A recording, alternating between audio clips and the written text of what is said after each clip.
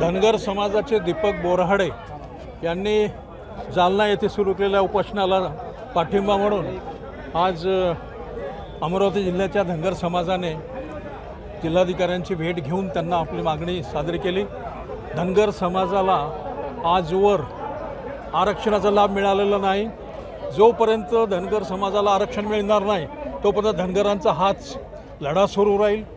आज खालचं सरकार वरचं सरकार धनगरांना मेंढरं समजत आहेत, पण या मेंढरामध्ये एक एडका नावाचा प्राणी असतो। त्या एडक्याची जर धडक आपल्याला बसली तर काय होईल याचा विचार आपण सरकारने करायला पाहिजे। आणि म्हणूनच आज प्रत्येक जिल्ह्यात प्रत्येक गावात धनगर समाज पेटून उठलेला आहे। त्याचे हे उदाहरण आहे जिवंत की आज अमरावतीतला समाज एकत्रितपणे इथे आला आणि त्याने धनगर समाजाच्या मागण्या जिल्हाधिकाऱ्याकडे मांडल्यात। धनगर समाजाला आरक्षण नाकारणाऱ्या फडणवीस आणि नरेंद्र मोदी या दोघांचाही आम्ही जाहीर धिक्कार करत आहोत।